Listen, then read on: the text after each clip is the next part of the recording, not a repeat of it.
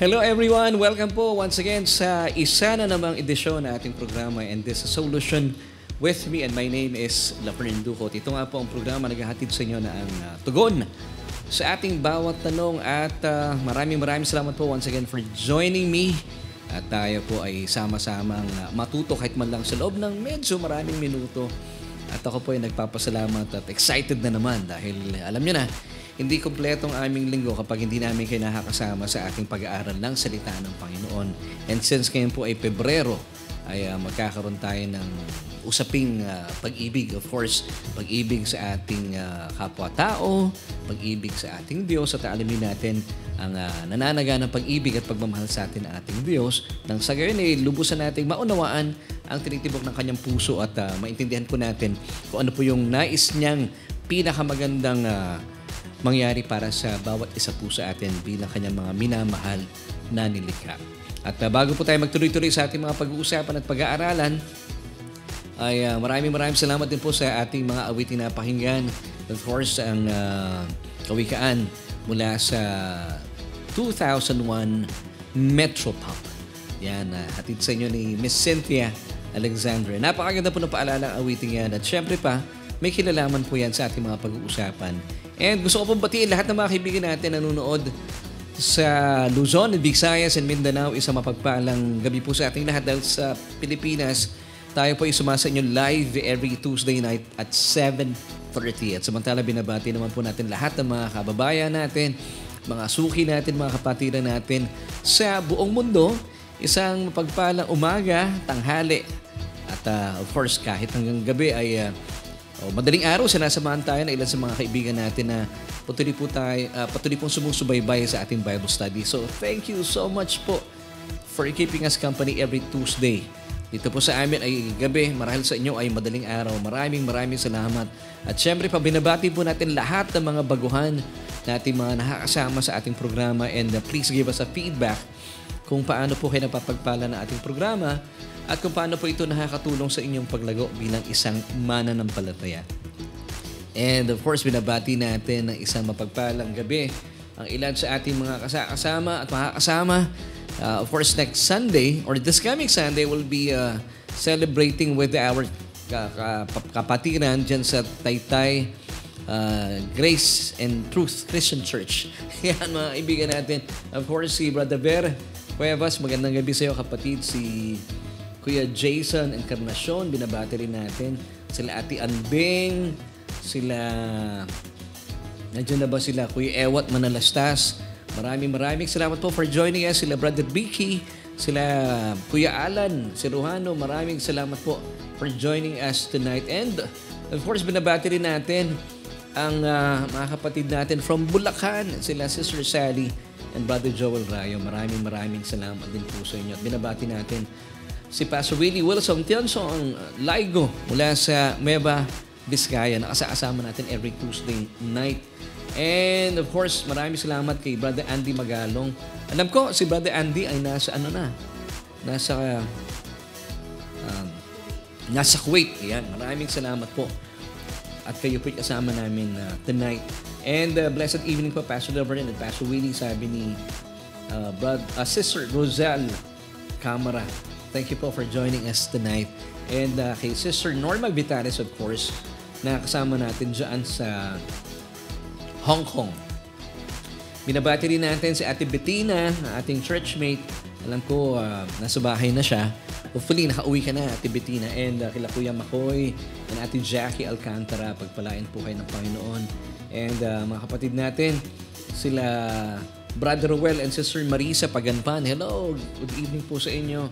At meron akong nakikita, binibigyan nila akong mga pictures sa kanilang mga tahanan. Tayo po ay napapanood sa kanilang television. Wow! So maraming salamat. And of course, sa aming kaibigan, matagal na namin hindi nakakasama. At nakakatuwa, nakakasama na natin siya sa ating Bible study. Of course, si Ate Beth Ragine. Beth, kumusta ka na? And we hope to get in touch with you soon. At salamat din sa mga kaibigan natin na nagadala pa na kanilang mga kaibigan. So please, kung kayo po ay naniniwala at napapagpala sa ating mga pinag-uusapan, please paki-share yung ating broadcast nang sa gayon ay hindi lang tayo napapagpala, hindi lang tayo natututo because mas marami pang naaabot ng salita ng Panginoon at sila man din po ay matuto sa yaman ng salita at biyaya ng ating Panginoon.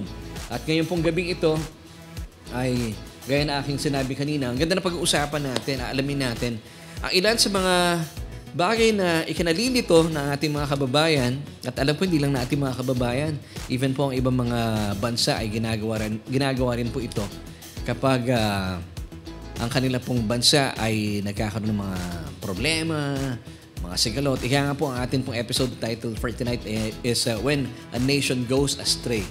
So alamin po natin ang ating sagot sa ating tanong na ito. Gusto ko po maging interactive po tayo. So mga kapatid, please lagay niyo po ang inyong mga sagot sa ating comment section. As Christians, do we need to pray for our country? So bilang mga mananampalataya, kinakailangan pa bang ipanalangin po natin ang ating bansa? At alamin po natin mismo ang sagot mula sa salita ng Panginoon. Siyempre ba, dito lang yan sa inyong programa.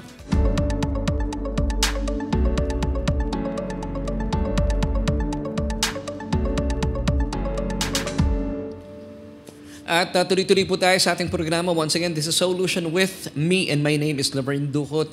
At sa atin pong pagsisimula kanina pa, maraming salamat po dahil nandyan ka na. At gusto ko lang po ituloy ang pagbati at acknowledge natin ating mga kaklase, mga kaibigan, mga matagal na nating suki sa ating programa. Of course, salamat po for joining us tonight, Sister Leonila Bautista Buenafe.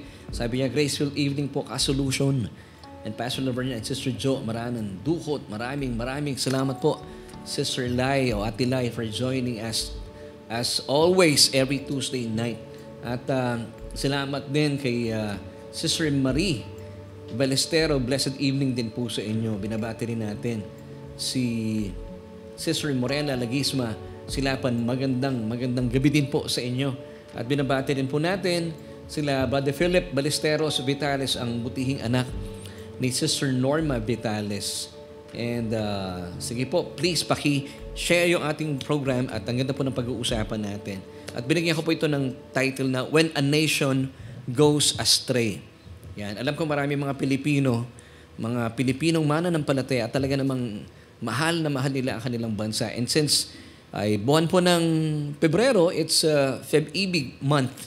Pag-usapan natin at ang ating pagmamahal sa ating bansa at dapat po tama yung ating paglalagak ng ating pagmamahal sa pamagitan po ng pagbibigay natin ng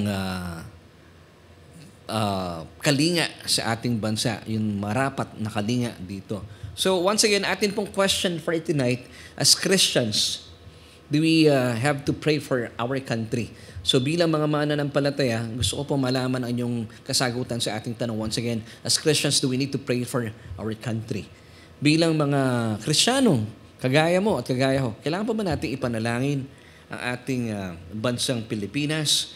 Alam niyo po, sa ating pagsisimula, bilang pastor, bilang isang individual, ang aking pong obserbasyon lang na kapag ang ating bansa, especially, at alam ko rin po kahit ibang mga bansa, Amerika, Japan, and even po yung mga mananampalataya sa China, kapag ang bansa po ay nakakaranas ng mga samot-saring problema at kapag ang mga taong gobyerno ay nasasangkot sa samot-saring taguluhan, katiwalian, korupsyon, karamihan po sa ating mga kapatiran sa Panginoon at ang kanilang mga sambahan ay nananawagan na manalangin para sa ating bayan. Well, wala po ako nakikitang masama dito.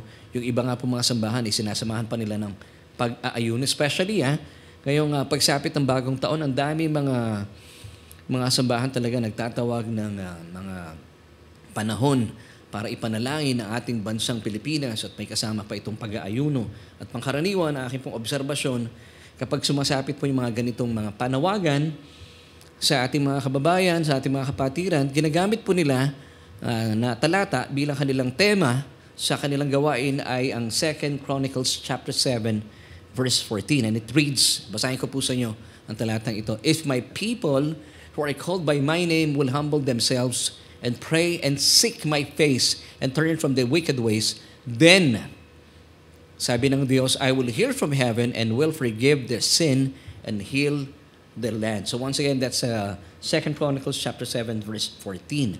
Now my question is this, ito po bang talatang ito na ating binasa, 2 Chronicles chapter 7 verse 14, ito po ba ay akma sa ating bansa. Ito po ba ay masasabi nating pwede nating yakapin bilang mga Filipinos ang talatang ito na kapag tayo po ay nasusuong ang ating bansa sa problema at kapag marami po sa ating mga kababayan o mga opisyal ng gobyerno o nasasangkot sa mga kasalanan at korupsyon at katawalian, ito po ba ay marapat na gamitin natin bilang theme verse natin kapag tayo po ay nananawagan ng pananalangin? Yung iba nga po may kasama pang pag-aayuno.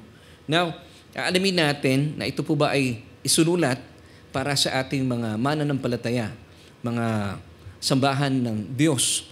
Tayo po mga born-again Christians. Alamin natin ang sagot dito. Alamin din po natin, ito po bang talatang ating binasa, once again, 2 Chronicles chapter 7, verse 14, ay akma sa ating mga Pilipino. Alam niyo po, bilang pagtalakay po dito at pagsasimula para lagyan natin ng magandang pundasyon ating pag-uusapan, ang Diyos po natin, kapag minamasdan po ang kanyang mga nilikhang tao, kagaya ko at kagaya mo, minamasdan lamang po niya tayo sa tatlong mga grupo. Ito po ay ayon sa 1 Corinthians 10, verse 32. Yes, tatlong grupong tao po lamang. Hindi niya tayo nakikita bilang mga Pilipino, or Chinese, or Japanese, or mga taga Estados Unidos, o mga Ilocano, mga Kapampangan, ano pa ba? Mga Australian, hindi po. Tatlong grupo lamang po ng mga tao ang pagtingin sa atin ng Diyos according to 1 Corinthians 10, verse 32. Therefore, whether you... basahin ko na lang dito ha. Give no offense either to the Jews or to the Greeks or to the church of God. Yun ang 1 Corinthians 10, verse, I think 32 yata, nagkamali akong pagkakalagay. So pakilagay natin, give no offense either to the Jews or to the Greeks or to the church of God. Yan. I think it's, pakitignan na kuya sa verse 32, baka mukhang nagkamali ako. So, sa pagbabalik po sa ating pinag-uusapan, ang Diyos po, tinitingnan lamang po ang bawat isa sa atin, na kanyang nilikha, sa tatlong grupo. The first group ay yung mga Hudyo. Yes, pag sinabing Hudyo, hindi sila mga Hentil. Ikalawa naman, yung Greeks dito ay mga Hentil.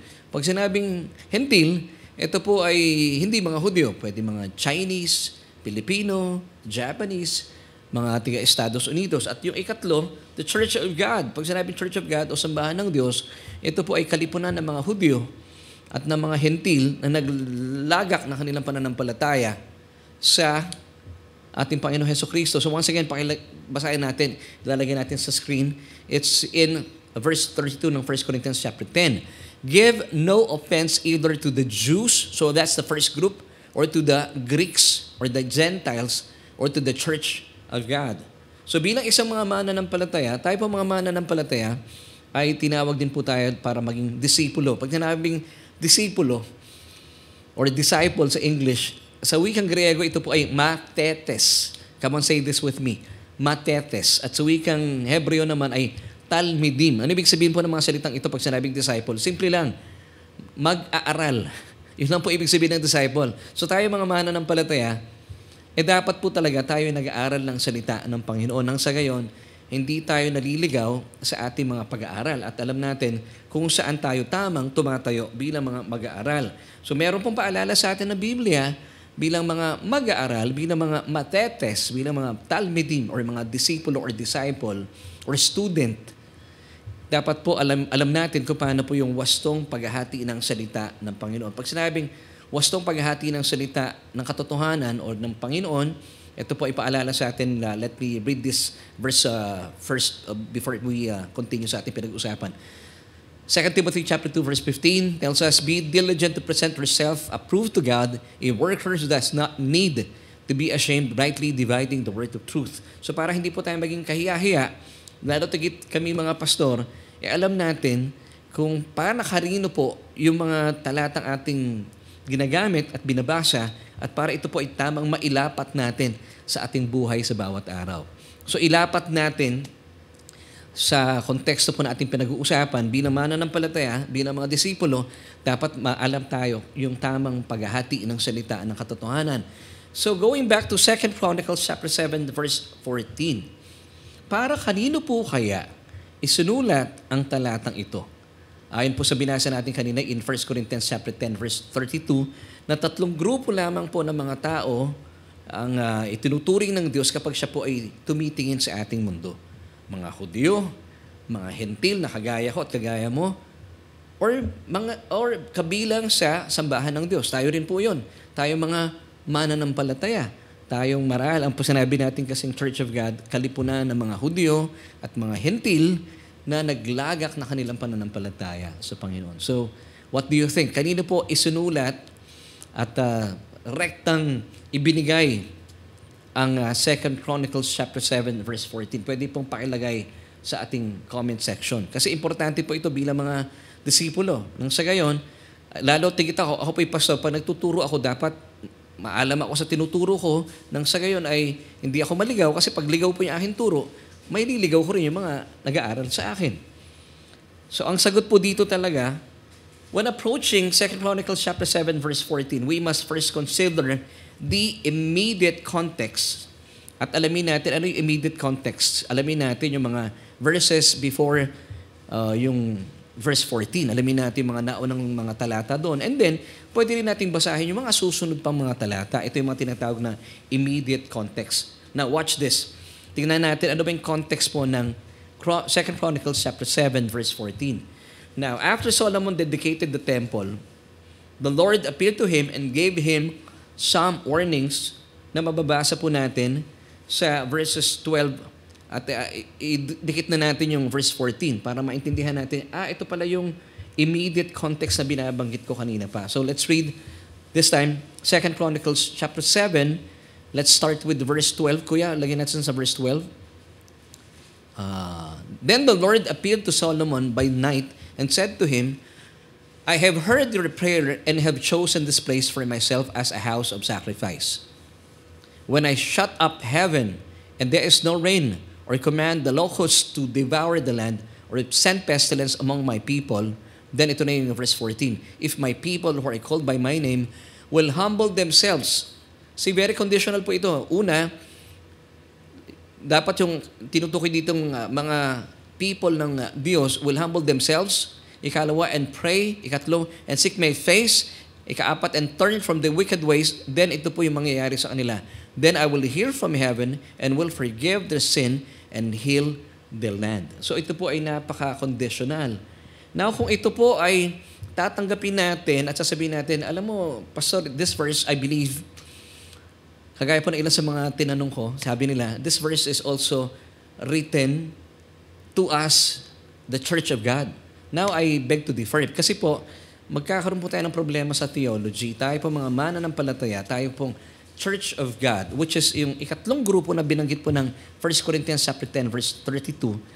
Kasi po kung tayo po ay papatawarin sa ating mga kasalanan based on the conditions given in verse 14 ng 2 Chronicles chapter 7, mawawalan po ng katuturan ang kamatayan ng ating Panginoong Hesukristo.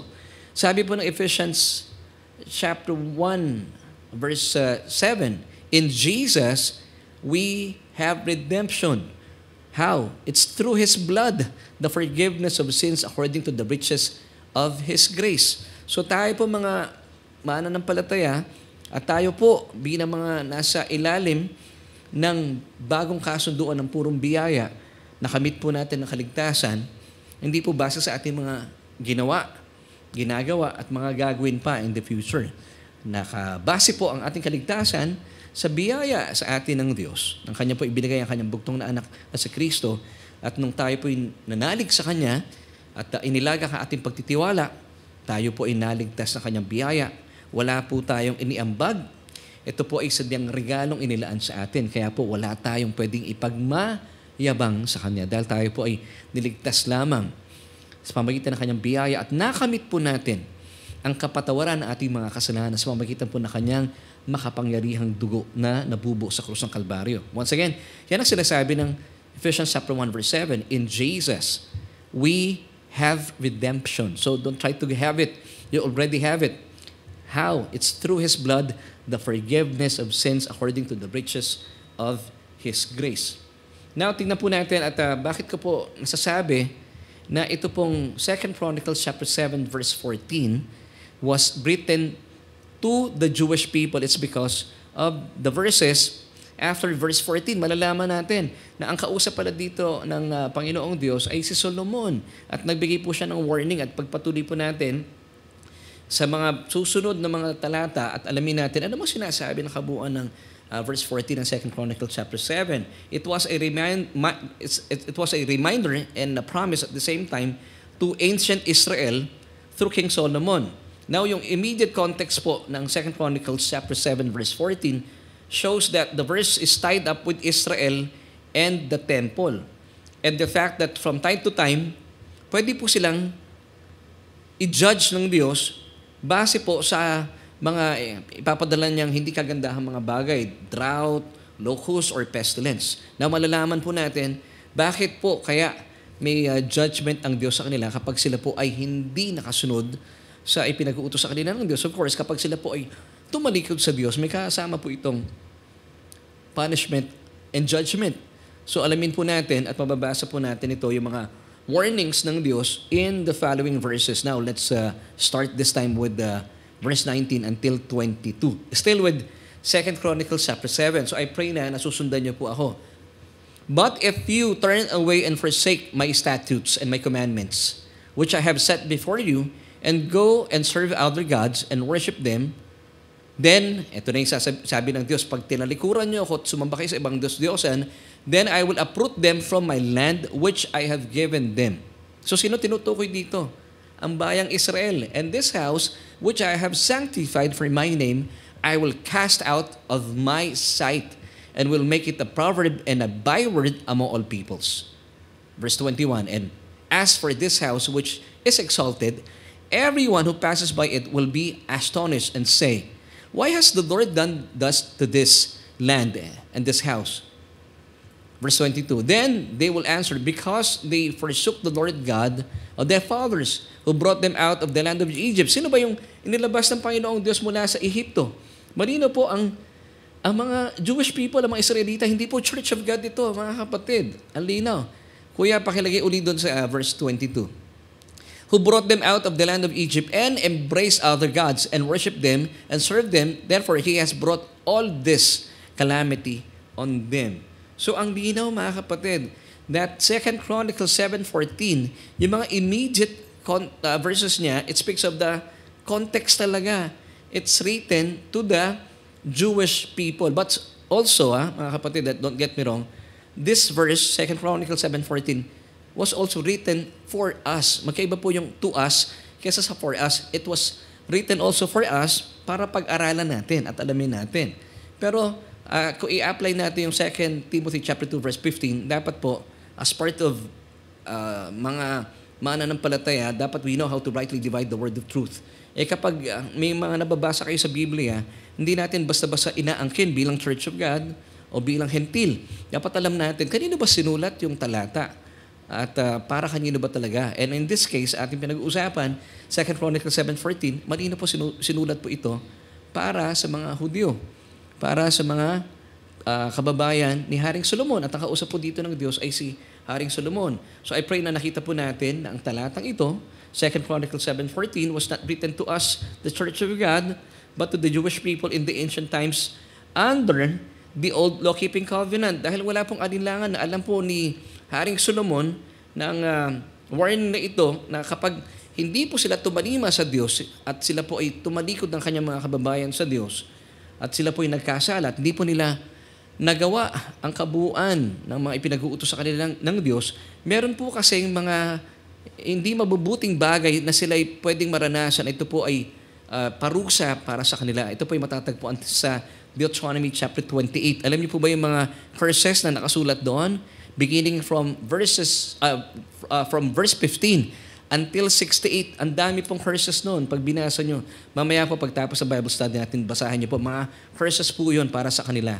Kapag hindi sila tumalima sa kanilang kasunduan ng Diyos at sa mga ipinag-uutos ng Diyos. Now, yung pagpapala naman nakasulat sa Deuteronomy 28 verses 1 until 14. Napakalinaw po na nakasulat doon. At gusto ko rin po ipaalam sa inyo na malinaw din po kay Haring Solomon, alam nila bilang Israel, sila po ay merong unique at natatawag nating exclusive na kasunduan or covenant with God, with Yahweh Himself. At alam nila kapag sila po ay nakasunod completely sa kasunduan nila, sa kautusan, kasi they were under the old law-keeping covenant. So pag sinabing old law-keeping covenant, ito po ay based sa kanilang kakayahan na tupdin ang kautusan. At sabi po ng Deuteronomy chapter 11 verses 26 until 27, kapag sila po ay nakatupad sa kautusan, it should be 100% obedience, meron pong kalakip na pagpapala. Let me read this to you. Deuteronomy 11 verses 26 till 27. Behold, I set before you today a blessing and a curse. The blessing, ito yung blessing, if you obey the commandments of the Lord your God, which I command you today. Now, ito yung bad news. Pag hindi po sila nakatupad, at alam na alam po ito ni Solomon, in verse 27, sabi po ng talata, nababasahin ko rin po sa inyo mamaya, may kalakip pong sumpa o mararanasan nila ang sumpa sa kanilang bayan. Verse 27, naku, mukhang mali ang nailagay natin, kuya. Babasahin ko na lang yung verse 27 dito. At 28 pala, sorry. And the curse, sa verse 28 tayo. And the curse, if you do not obey the commandments of the Lord your God, but turn aside from the way which I command you today, to go after other gods which you have not known. So, malinaw po sa 2 Chronicles chapter 7, verse 14, binigyan sila ng babala ng Panginoong Diyos na kapag sila ay sumamba sa ibang Diyos-Diyosan, mararanasan po nila ang tagtuyot, pananalasa ng mga peste gaya ng locust at iba pang mga pestilence. Yun po ang warning na binigay ng Diyos pamagitan ni Haring Solomon. Amen. Dahil nga po, gaya na sinabi ko kanina, yung pong kasunduan ng Diyos sa kanila, sa pagitan nila ng Israel, it's very unique at exclusive. Ito po ay talagang para lamang sa bansang Israel. Hindi po kasama dito mga hentil. Lalo tigit, hindi kasama ang Church of God. Wala pa pong isinisilang na sambahan ng Diyos sa mga panahong yon. Now, let me give you Ephesians chapter 2 verse 12 bilang patunay na ang Old Law-Keeping Covenant po ay unique and exclusively given to the Jewish people. That at that time you were without Christ, being aliens from the commonwealth of Israel and strangers from the covenants of promise. See, mga kapatid, having no hope and without God in the world. So, noong mga panahong yon, hindi po kabilang ang mga hentil sa anumang kasunduan na meron po ang Diyos with Israel. Lalo tigit ang Church of God dahil hindi pa po naisisilang ang sambahan ng Diyos sa mga panahong yon. Now, may kaugnayan po at kinalaman po muli ang kaunlaran at pagpapala ng Israel sa kanilang pagsunod sa kautusan. Deuteronomy 11 verse 27, the blessing if you obey the commandments of the Lord your God which I command you today. So, ang kanila pong progreso sa kanilang bansa, ang kanila pong pagpapala na tatanggapin ay nakabase, ito po ay may kinalaman sa kanilang pagsunod sa kautusan, sa pagsunod ng marubdob sa kasunduan nila sa Diyos. Samantala, ang masakit na balita po dito, kapag sila po ay hindi nakasunod at na-miss po nila kahit isang kautusan. Sabi nga ng James chapter 2 verse 10, but whoever shall keep the whole law and yet stumble in just one point, he is guilty of all. Na ito po ay pinapatotohanan din ng Deuteronomy 11 verse 28. Now let me read this verse once again to you. And the curse if you do not obey the commandments of the Lord your God, but turn aside from the way which I command you today to go after other gods which you have not known. So once again, the divine blessing and divine punishments of Israel under the old law-keeping covenant were conditional.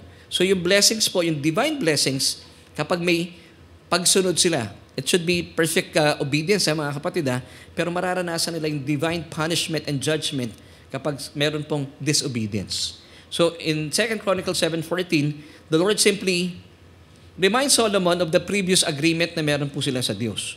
And they have with Him yung blessings if they fully obey the commandments of the Lord. Pero pag sila po ay tumalikod at sumamba sa ibang Diyos-Diyosan, ibang usapan na yun. Sila po ay susumpain talaga. So the judgment, mga kapatid, is meant to bring Israel to repentance. Yun po ang sinasabi ng Panginoong Diyos nung kanyang kausap si Haring Solomon mula pa man sa pasimula ng 2 Chronicles chapter 7. And God assures Solomon na kapag ito po yung condition, if they will humble themselves, if they will pray and seek His face, and then they will turn from the wicked ways. Then ano po ang condition ng Panginoon? Ito na yung pangako niya. Kasi ang old law-keeping covenant po, conditional talaga eh. Now, sabi po ng Diyos dito, then He will forgive the sin and heal the land. So basahin po natin once again in 2 Chronicles 7:14. If my people, now sino yung my people dito? Sila po, ang tinutukoy dito yung mga Israelita. Hindi po ito yung Church of God. Hindi tayo to mga kapatid. Who are called by my name will humble themselves and pray and seek my face and turn from the wicked ways. Then I will hear from heaven and will forgive the sin and heal the land. Now yung last part po dito, yung sinasabi dito na kapag ginawa nila yung apat na bagay na yun, if they will humble themselves, then they will pray and they will seek God's face. And then when they will turn from the wicked ways, sabi ng Panginoon dito, then I will hear from heaven. Doon pa lang sila papakinggan ng Diyos, and then papatawarin sila ng Diyos, and pagagalingin sila yung kanilang bayan. Now, usually, ang part na ito sa panahon natin ng mga churches, ginagamit po nila ito na often moral and political healing is in view. Now, sinasamahan pa rin po nila ng economic healing. Sinasabi ng ilang mga kapastoran na kapag nanalangin tayo sa Diyos, tayo ay nagpakumbaba sa Diyos, gamit po yung 2 Chronicles 7:14, mararanasan ng buong Pilipinas na tayo papatawarin sa ating mga kasalanan at pagagalingin tayo sa ating mga karamdaman. Mga kapatid, gusto ko pong paalala po sa inyo, ang bansa po ay hindi nabuborn again. Ang pagkakaroon po ng kapanganakang maguli ay hindi po para sa isang bansa. Ang kapanganakang maguli po ay personal na dapat maranasan ng bawat tao sa mundo. So hindi po pwedeng maborn again na isang bansa, kaya po hindi natin pwedeng ilapat itong talatang ito sa bansang Pilipinas o saan mang bansa sa buong mundo. Now, bakit po kaya talaga hindi po isinulat ito para sa, actually hindi po sa mga hentil, hindi rin po sa, especially sa Church of God, but exclusively and uniquely written to the Jewish people. Because, mga kapatid, tayo po mga mananampalataya, we do not have the same covenant or relationship, kasi yung covenant is a relationship with God that ancient Israel had. So magkaiba po tayo ng covenant, kaya po dito lumalapat yung tinatawag na rightly dividing the word of truth. Hindi po tayo kasama sa old law-keeping covenant.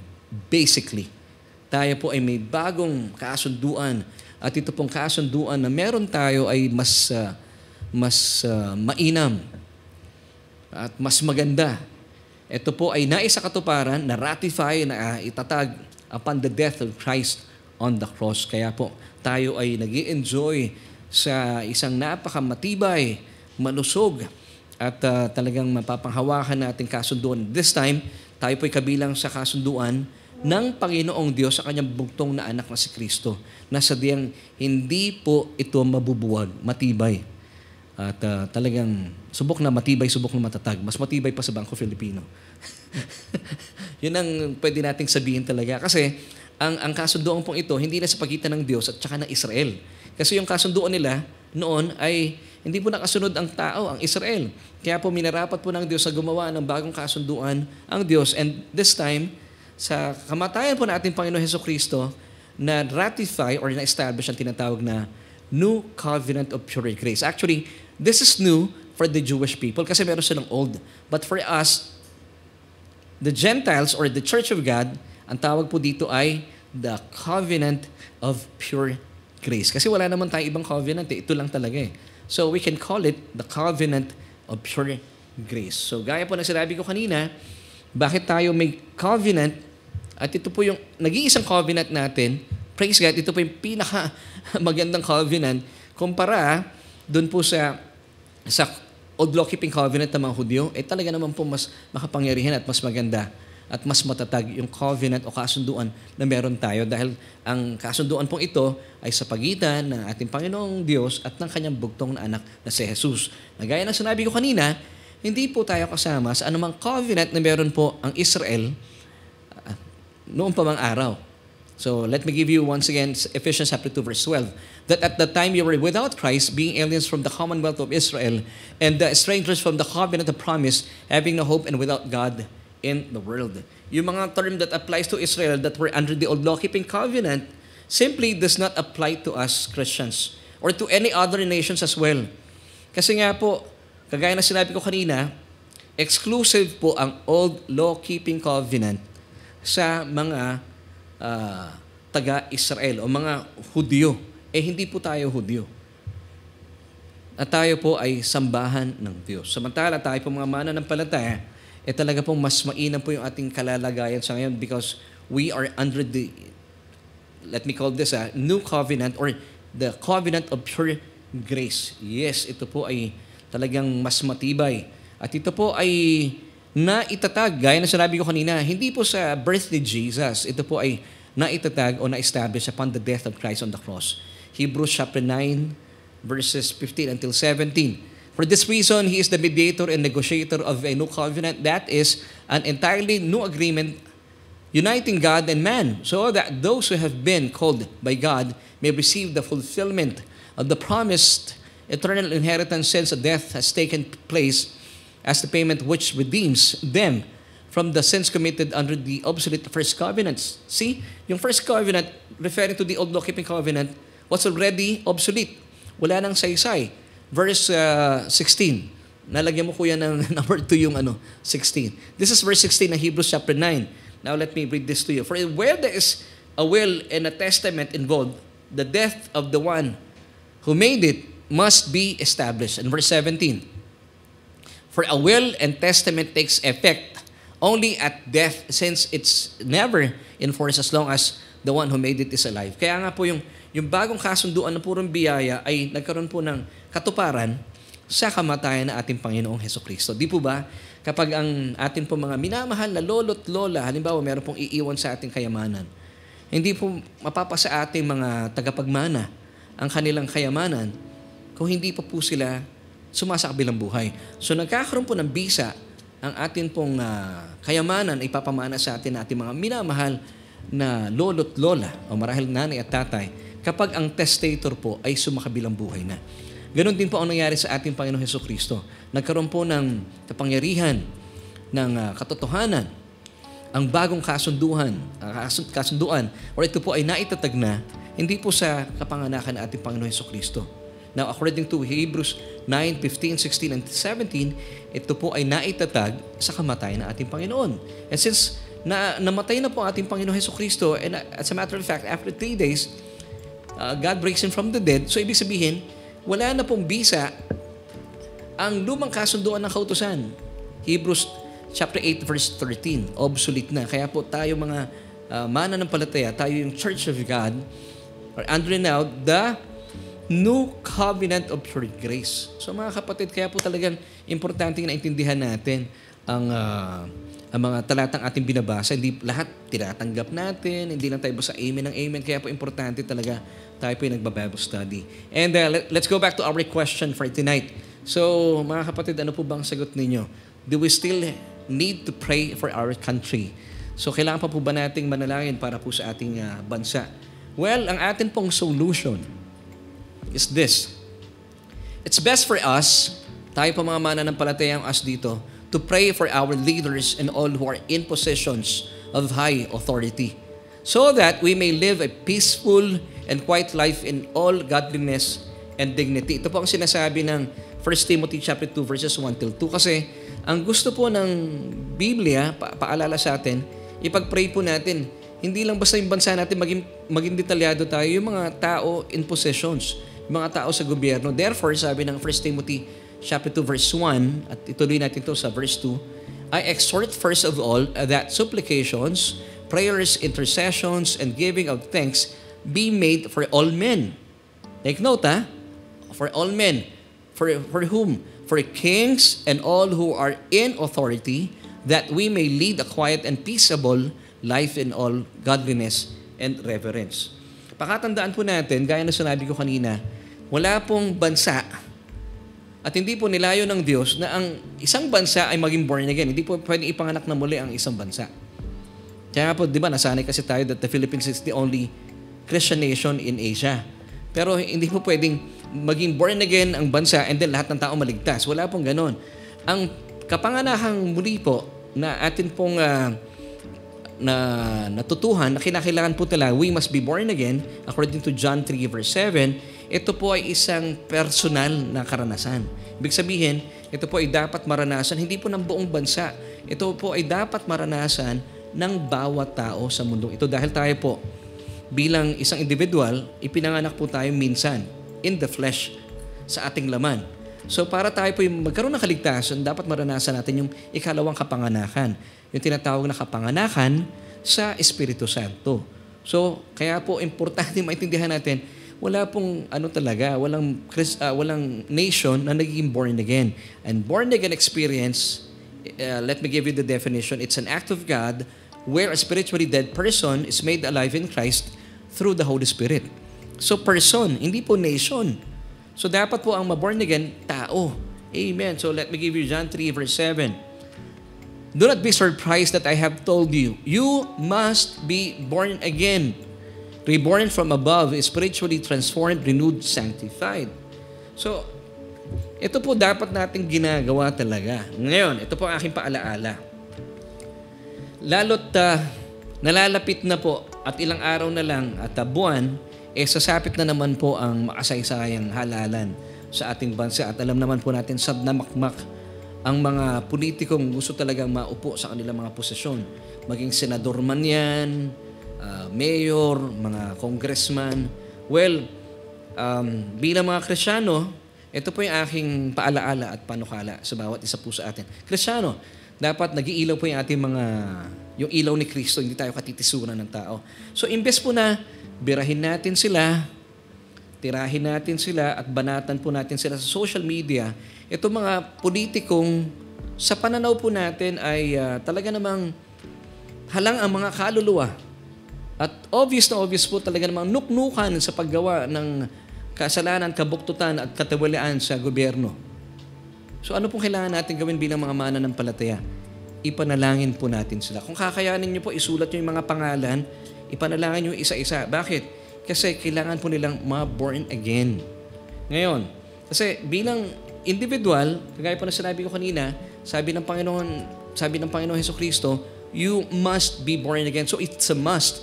Requirement po talaga para magkaroon po ng pagbabago ng puso, pagbabago ng pagkatao.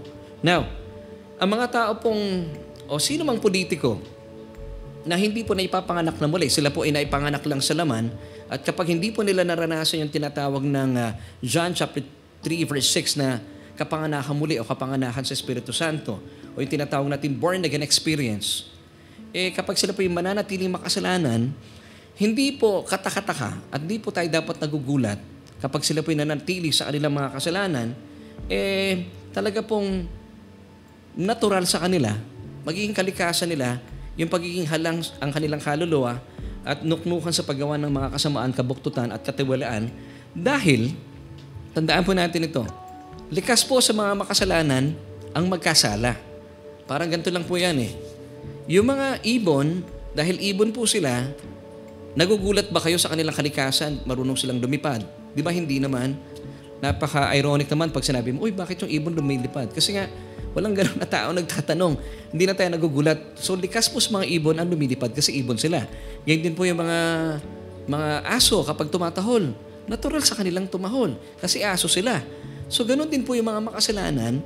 Tayo po mga mananampalataya, kapag naunawaan po natin ito, kapag sila po'y gumagawa ng kasalanan, likas po sa kanila yon.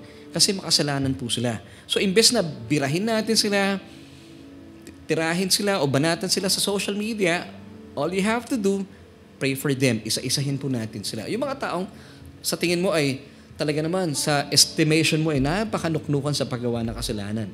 Ipanalangin po natin sila na sila po man din. Kasi ganito rin tayo before. Nung tayo po'y wala pa sa Panginoon, likas sa ating gumawa ng kasalanan kasi makasalanan tayo. So bilang mga nasa biyaya, para padama natin sa kanila ang biyaya ng Panginoon kasi yun din po yung naranasan natin. So ipanalangin po natin sila na makarinig din po sila ng mabuting balita, at kapag nakarinig sila ng mabuting balita, sila po ay magkaroon ng pananampalataya. At kapag sila po yung nanampalataya sa Panginoon, tumawag sila sa Panginoon. At definitely, pag tumawag sila sa Panginoon, ay hindi po sila mapapaya, diringgin sila ng Panginoon. So paano natin pwedeng gawin yan? Ipanalangin natin sila. Yung mga episode natin dito sa Bible study, i-share po natin. Malay mo, baka may mga politiko makakanood po nito at papapakinggan po ito, makarinig sila ng salita ng Ebanghelyo at maranasan po nila ang tunay na pagbabago mula po sa loob. Ang tawag dito ay true transformation. Kasi, alam niyo na po, ang mga politiko, at hindi naman lalahatin natin, pero pangkaraniwan, di ba? Ang mga politiko, pag campaign period, naalala ko yung pinost ni Kuya Aves, di ba? Pag campaign period, talaga namang kalangitan ang binibigay nila sa taong bayan. Pero pagkatapos na ng campaign period, pag naupo na sila, hindi naman lahat, yung ilan, sa posisyon, sabi ng ilang mga tao, nako, impyerno na yung buhay nila.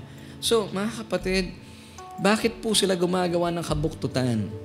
Kasi nga po, pag wala pa sila sa Panginoon, sila po ay makasalanan pa, naturalesa na sila po'y gumawa ng kasalanan. Now, kapag sila po'y pinapanalangin natin, makakilala sa Panginoon, at tumanggap sa Panginoon, magkakaroon sila ng true transformation. Sila din po ay maboborn again. At kapag sila po'y born again, tapos na iluklok natin sa posisyon, wow!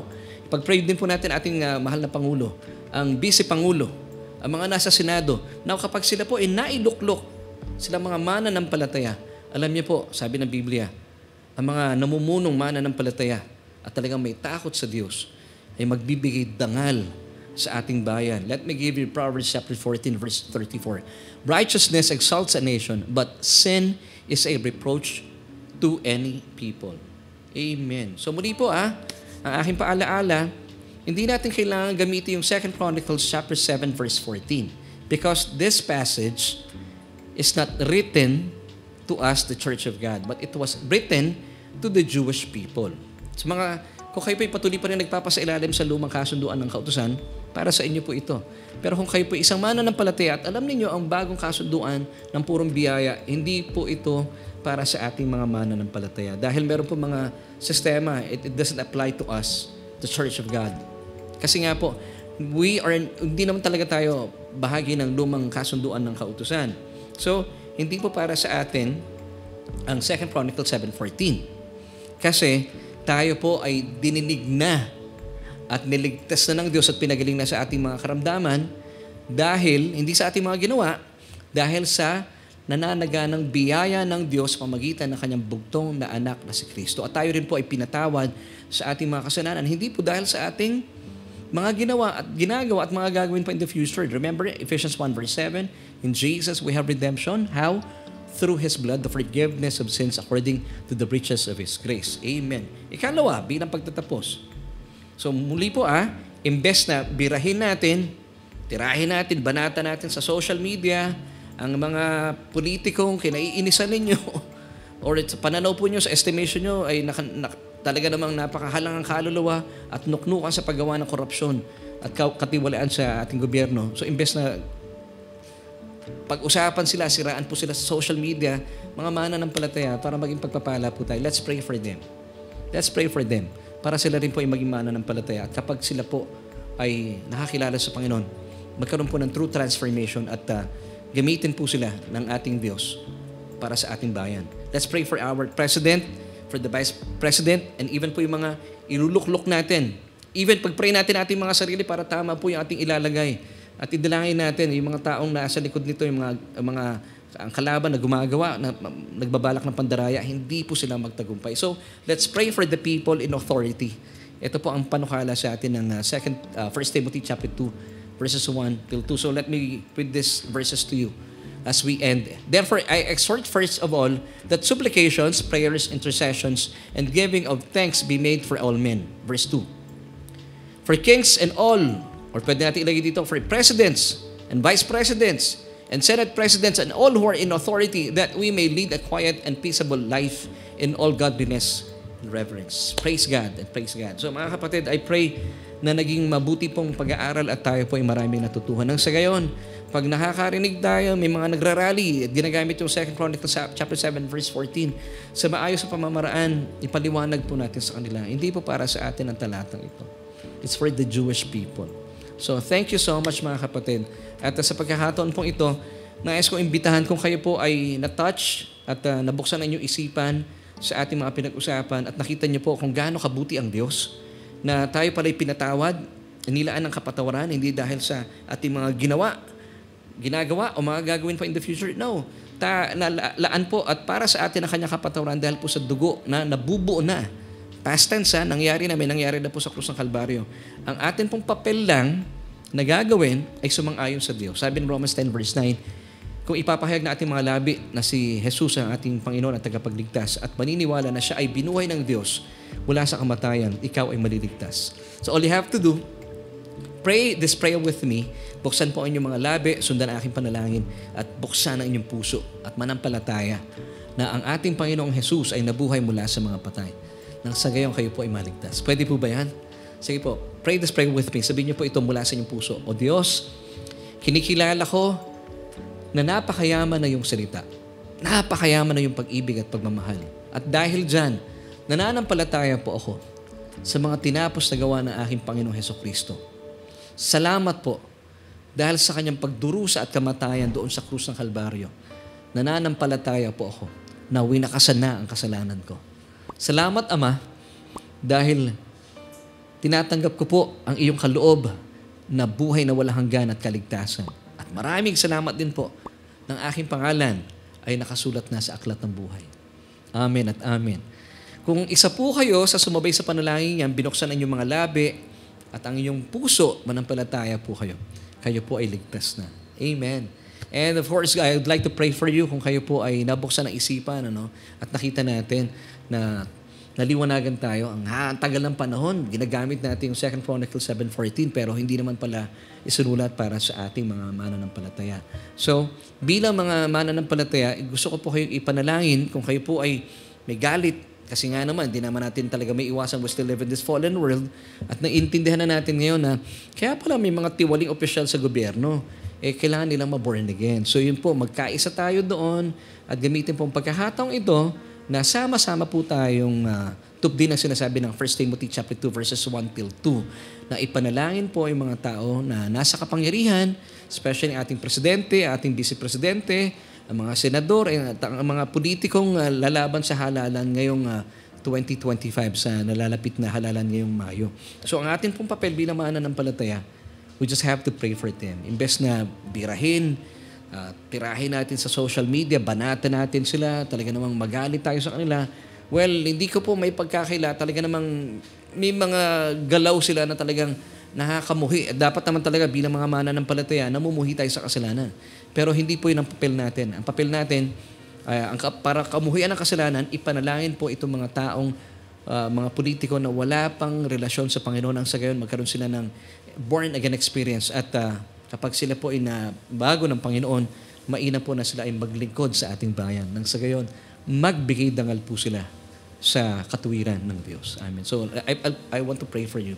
Aming Diyos, maraming salamat po dahil binuksan mo aming isipan na ang 2 Chronicles chapter 7 verse 14 is not written to us believers or Church of God.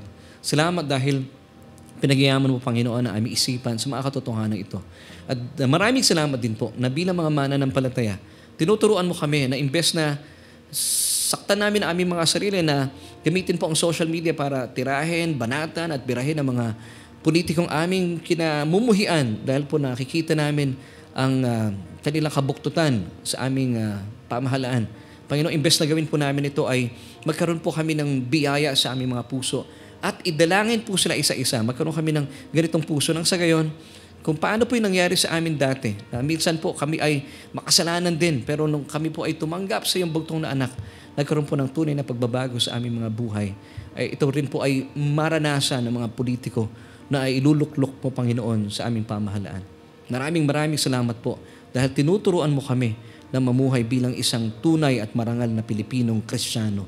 Ito po ang aming panalangin na may pagpapasalamat sa pangalan ng aming Panginoong Jesus. Lahat po tayo magsabi ng Amen at Amen.